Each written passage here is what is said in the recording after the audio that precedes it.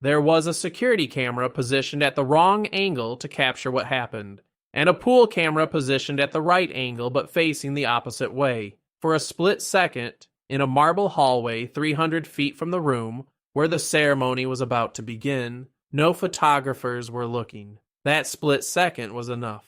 Camilla held out her hand, Catherine lost her balance, and the Princess of Wales held on to a pillar with her palm open, while the dry noise of the impact still echoed in the hallway. Princess Anne saw everything. She was positioned 3 meters away, waiting in line to enter the ceremony. And what she did in the next 40 seconds changed the afternoon in a way that no camera recorded, but that every member of the family present felt with complete clarity. Before getting to what Anne said and did, and what happened when William was informed, it is necessary to understand what had happened in the previous hours, because the hallway wasn't where the tension started.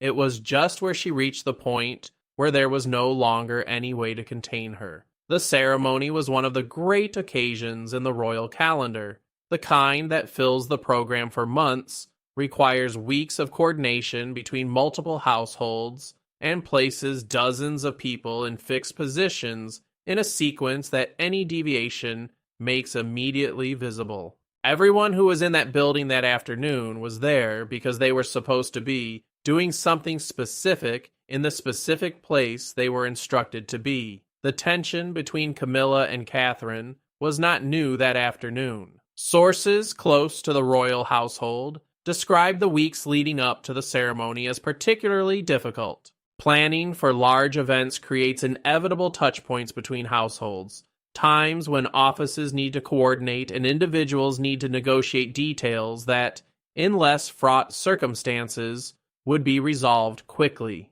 In those weeks, almost nothing was resolved quickly. Each point of contact produced resistance. Every detailed negotiation has become a smaller field of dispute, and the accumulation of these minor disputes had created, by the time everyone arrived at the building that afternoon, a pressure that was waiting for anything that could release it.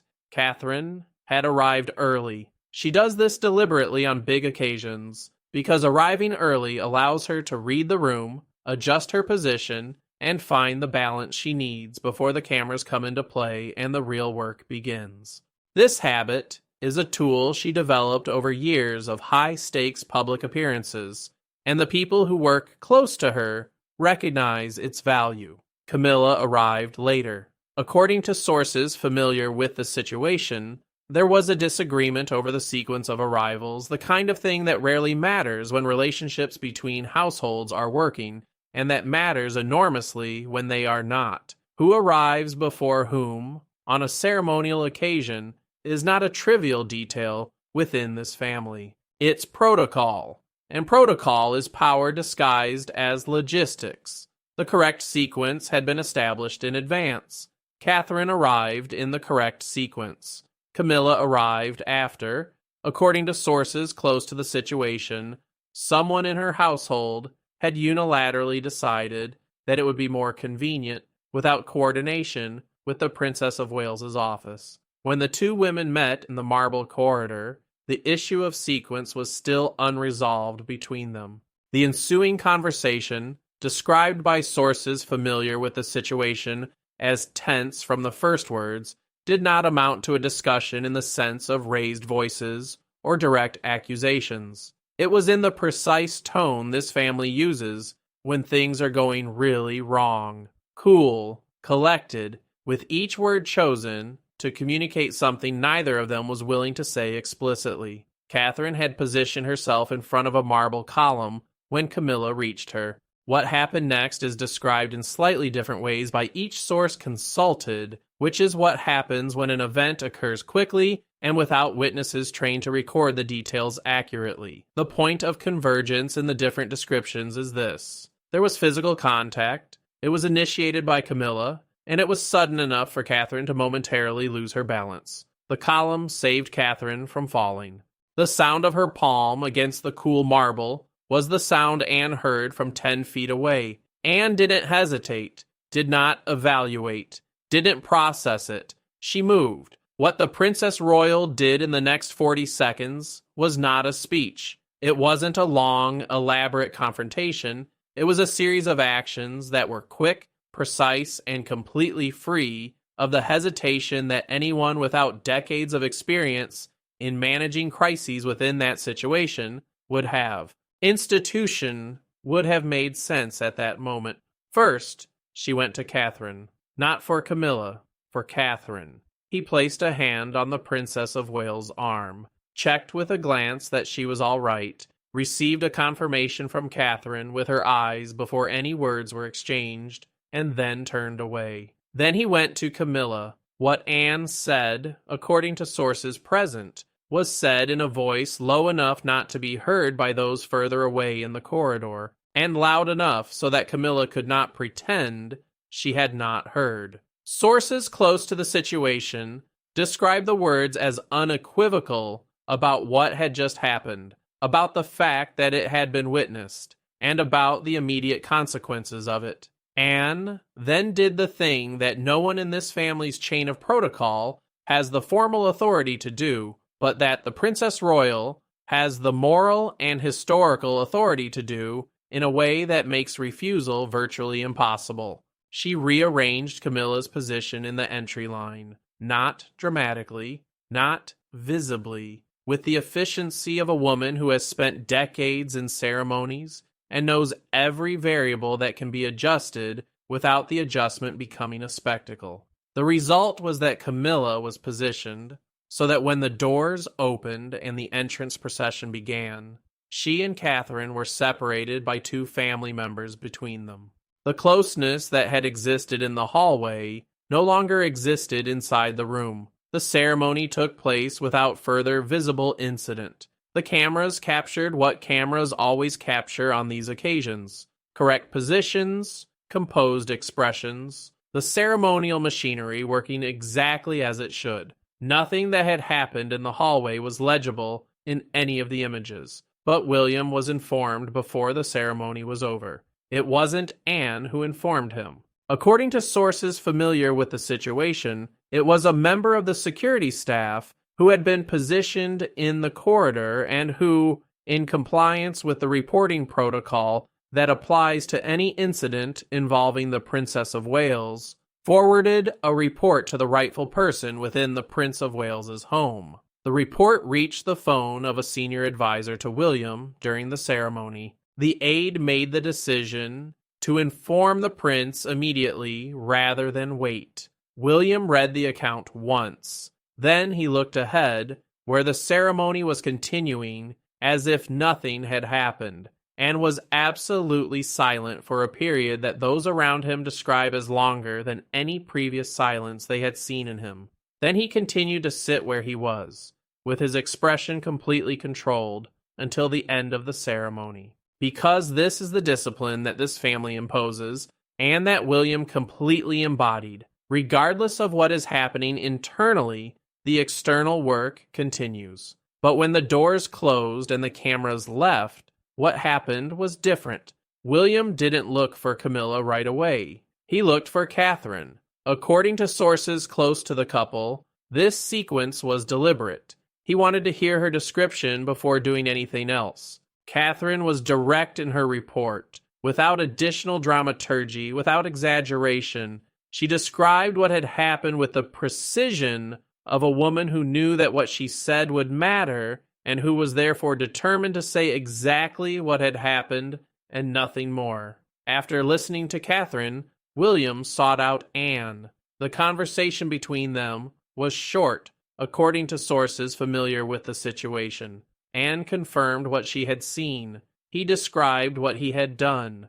And he answered a question from William with an answer that he kept, and that, according to sources close to the prince, shaped what came next. The question was whether Anne believed that what had happened was intentional. Anne's response was that she had not witnessed an accident. William then sought out Charles. The king was in his private chambers when William arrived. According to sources close to the situation, the conversation between father and son was the most direct they had had in months about anything related to Camilla. William did not formally accuse, He did not present an ultimatum. He reported what had happened, reported the sources of the information he had, and told his father, with a clarity that sources describe as unequivocal, that what had happened could not be treated as if it had not happened. Charles listened in silence. He asked a question about Catherine's condition, which William answered.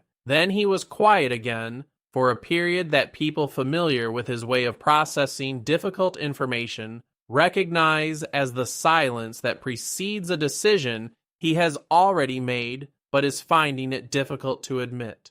So I told William I would talk to Camilla. The conversation between Charles and Camilla that night has no witnesses who have reported its content.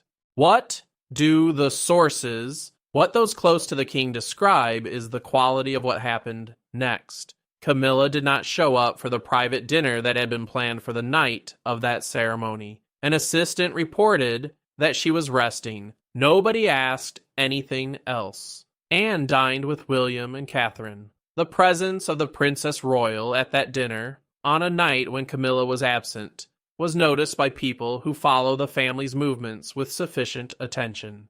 There was no statement, there was no press briefing, but within the narrow universe of people who understand what the patterns of presence and absence communicate in that institution, the configuration of that dinner said more than any statement could. In the following days, the consequences were managed with the discretion this family reserves for the things they most want to control. There was no public declaration from any household. There was no briefing to royal correspondence.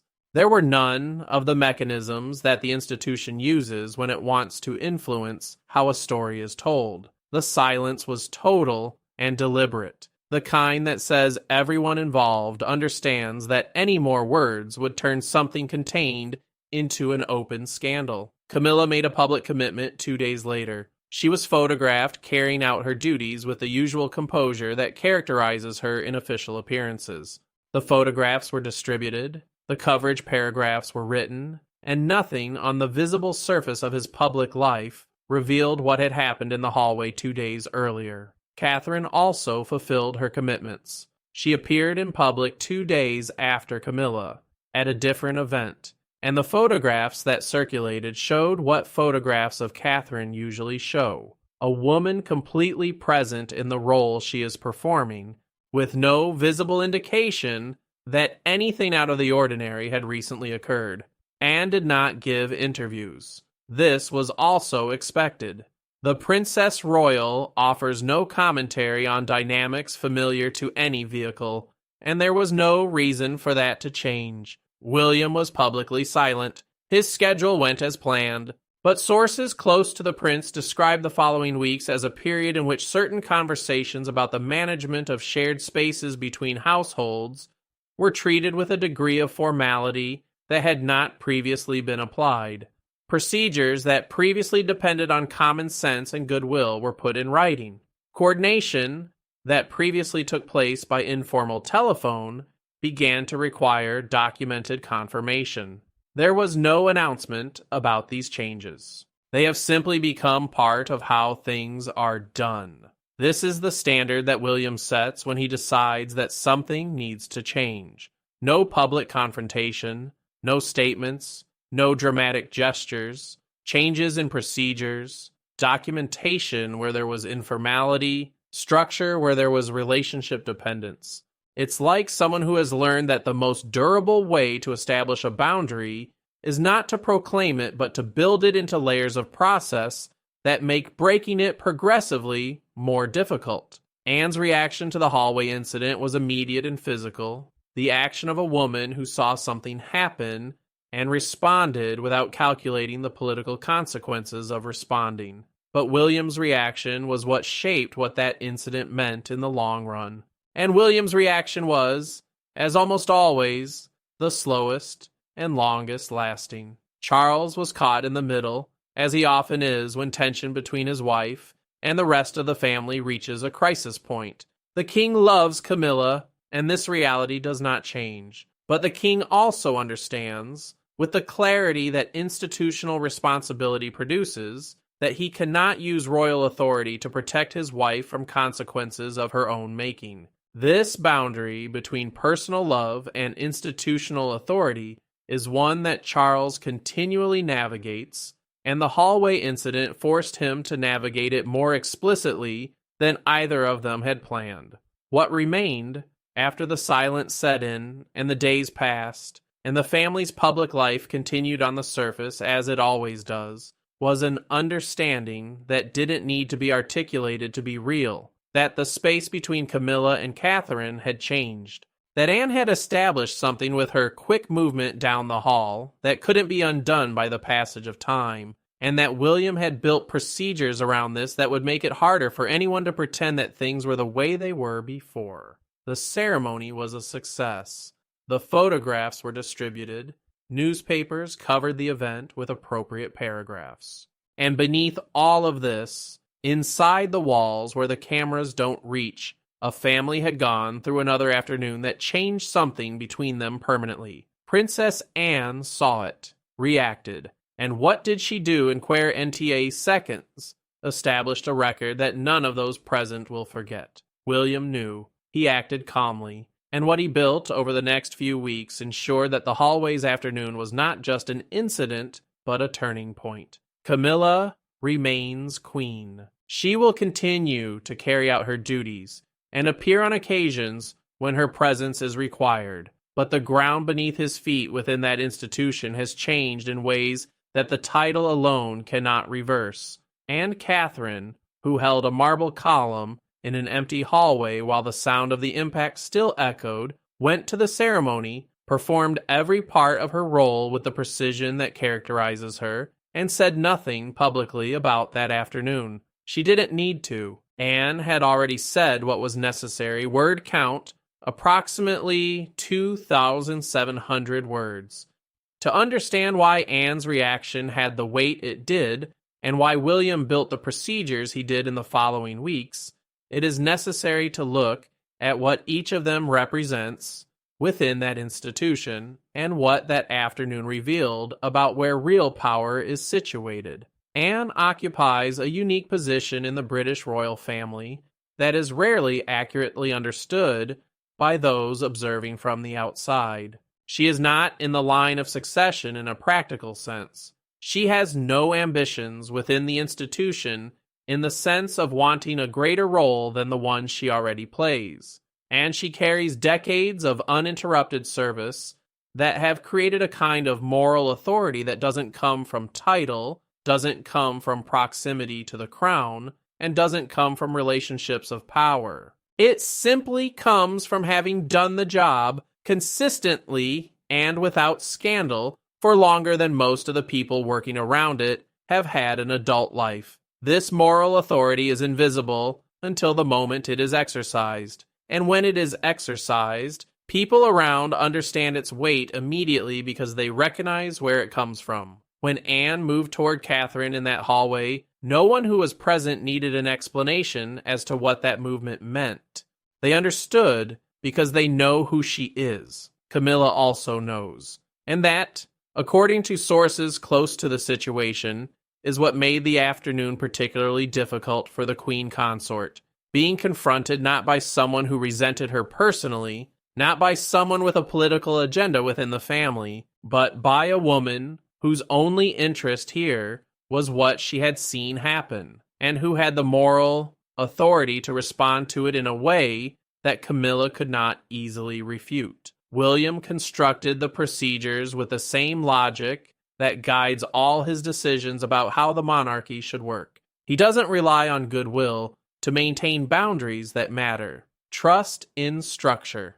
The difference between goodwill and structure is that goodwill depends on people wanting to do the right thing, while structure works regardless of whether they want to or not. The procedures he put in place in the weeks after the incident were not punishment. They were a pragmatic response to the discovery that a system that depended on common sense and good relations had produced an outcome that should never have been possible.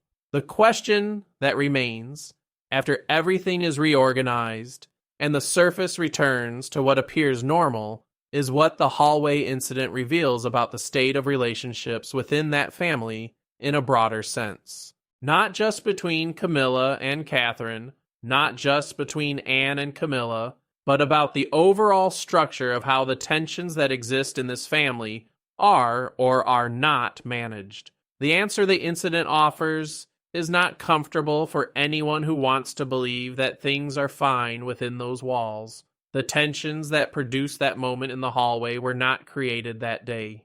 They have accumulated over weeks, months, perhaps years of petty, unresolved disputes, of unmet expectations, of differences in understanding who has authority over what within an institution that has never been particularly transparent about where its real limits lie. The hallway was where this accumulation finally exited the system. And it came out in a way that couldn't be ignored because there was a witness who wasn't willing to treat it as if it hadn't happened. Anne has been that witness for decades in countless different contexts within this family. She saw things she never talked about publicly. She knows about dynamics that will never be documented in any official record. And she carries it all with the restraint of a woman who understands that her credibility depends on speaking only when necessary, and when she does speak, speaking precisely. That afternoon, she decided it was necessary. The hallway incident will not appear in any authorized biography published in the coming years. It will not appear in any press release. It will not be confirmed by any spokesperson. It will not be recognized by none of the households involved. But it happened. And the people who were present carry the knowledge of what happened in a way that will influence how they behave towards each other, how they position their interactions, how they manage the closeness that life within that institution inevitably creates. Catherine held a marble column and continued. Anne spoke and rearranged. William knew and built the structure. Charles listened and stood in the middle. And Camilla, who had spent decades building a position within a family that had never welcomed her easily, woke up the next day knowing she had done something in 40 seconds that no amount of careful ceremonial work could erase from the memory of those present. That's the cost of a moment in a marble hallway. And within this family in particular, moments have a longevity that goes far beyond any claims that could be made to manage them. Anne's reaction paralyzed the family, not because it was dramatic. It was because it was immediate, precise, and unwavering. This kind of reaction, in a context where almost everything is managed with layers of mediation and protocol, communicates with a clarity that no formal language could match. That there was a line, that the line had been crossed, and that the person who saw it happen was not willing to pretend they didn't see it. That's Anne's power within that family, not the power of title or position in the line of succession.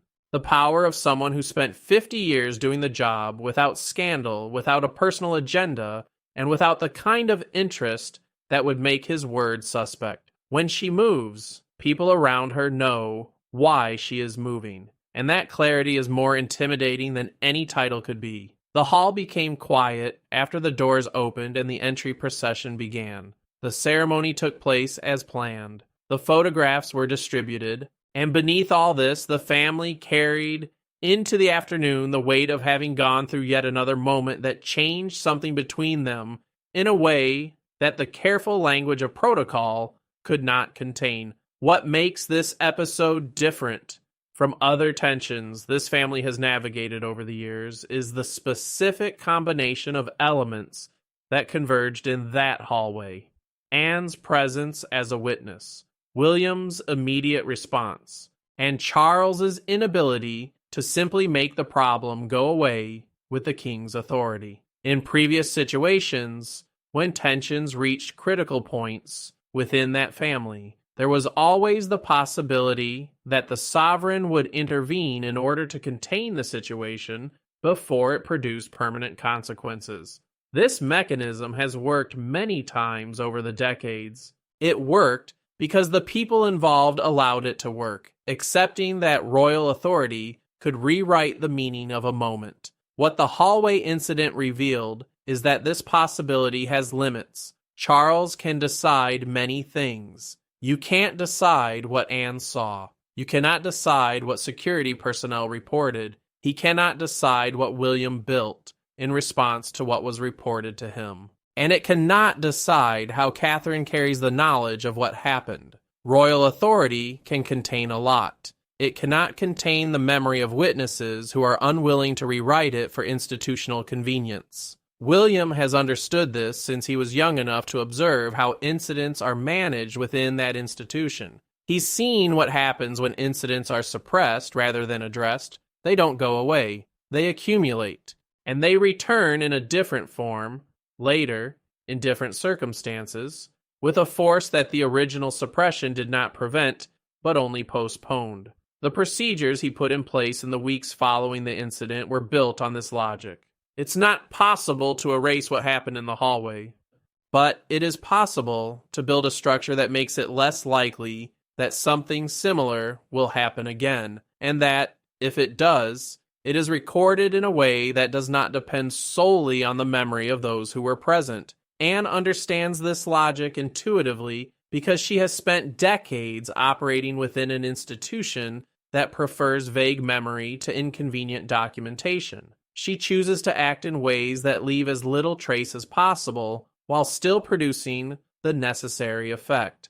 Camilla's repositioning in the entry line was exactly that. An effective intervention that left no formal record, but that everyone present completely understood. Camilla came away from that afternoon with something that no amount of careful ceremonial work will easily recover.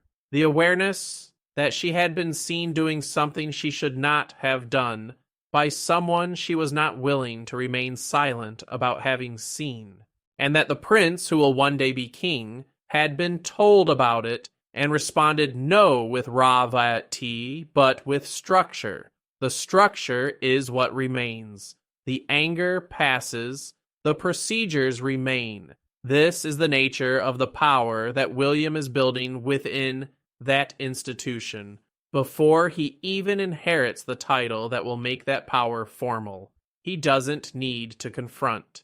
No need to declare. You don't need to win arguments. You just need to build systems that work regardless of who is angry with who at any particular time. The Marble Hall was the place where this system was tested by a circumstance that no one had planned for. The test showed that the system worked. Anne responded immediately. Security personnel reported correctly. William was informed and acted within the limits of what the situation required. And Charles, caught in the middle as he always is, recognized the limits of what his authority could do to contain the consequences of what had happened. The ceremony was a success. The photographs were distributed. The family's public life continued as it does. And beneath it all, in a marble hallway that no camera has adequately captured, something has changed in a way that time will not reverse. Anne saw it, acted. And what she did in 40 seconds created a record that the institution will carry with it, regardless of any statement any spokesperson chooses or fails to make.